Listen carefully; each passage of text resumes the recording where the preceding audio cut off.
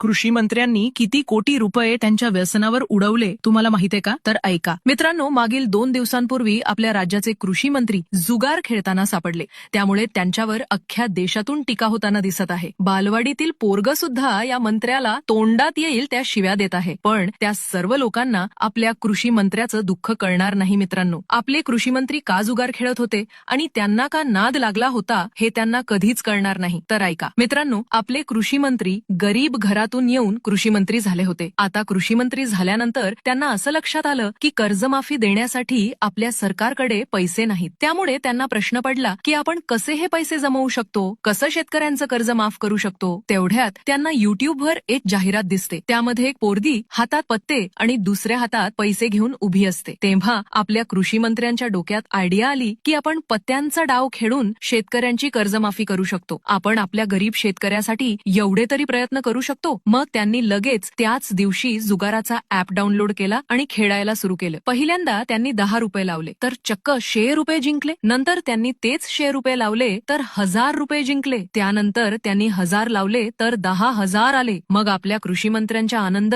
काय गगनात मावत नव्हता. आपले कृषी मंत्री मग चहा प्यायला टपरीवर गेले आणि त्यांच्या डोक्यात एक विचार आला. जर 1000 लावले तर 10,000 आले, मग आपण 1000 कोटी लावले तर 10,000 कोटी येतील. लगेच कृषी मंत्री दुसऱ्या दिवशी विधान भवनात गेले. तिथे त्यांनी 1000 कोटी रुपये शेतकरी जुगार कर्जमाफी योजनेसाठी मंजूर केले आणि लगेच ते पैसे जुगारावर लावले आणि खेळायला सुरू केलं. आणि 5व्याच मिनिटाला आपल्या कृषी मंत्र्यांचा पराभव झाला आणि लावलेले 1000 कोटी रुपये सगळे बुडाले. काय झालं, कसं झालं, आता काय करायचं आणि कुठे जायचं हे त्यांना कळत होतं. शिल्लक राहिले होते फक्त 11.5 रुपये. ते सुद्धा गायछाप आणली की झाले. बघता बघता आपले कृषी मंत्री प्रचंड मोठ्या नैराश्यात गेले. त्यांना अटॅक येता राहिला, कारण तब्बल 1000 कोटी आपल्या व्यसनावर उडवले होते. शेतकऱ्यांची कर्जमाफी करण्यासाठी आपल्या मंत्र्यांनी हे मोठं पाऊल उचललं होतं, पण त्यांना अपयश आलं आणि आता विरोधक त्यांची खिल्ली उडवत आहेत, तर महाराष्ट्रातली जनता सुद्धा त्यांना शिव्या देत आहे. हे चांगलं नाही. मित्रांनो, आपले मंत्री फक्त तुमच्यासाठी एवढी मोठी जोखीम घेऊन पैसे कमवत होते हे विसरू नका. जनतेसाठी दिवस रात्र जुगार खेळणारा असा मंत्री लाभणं हे आपलं भाग्यच म्हणावं लागेल. त्यामुळे आपल्या या मंत्र्याला कृपा करून शिव्या देऊ नका, त्यांना त्रास होईल अशी वक्तव्य करू नका. अशा या कृषी मंत्र्यांचा फोटो तुम्ही तुमच्या घरात लावा आणि दररोज त्यांना दारू आणि मटणाचा प्रसाद दाखवा.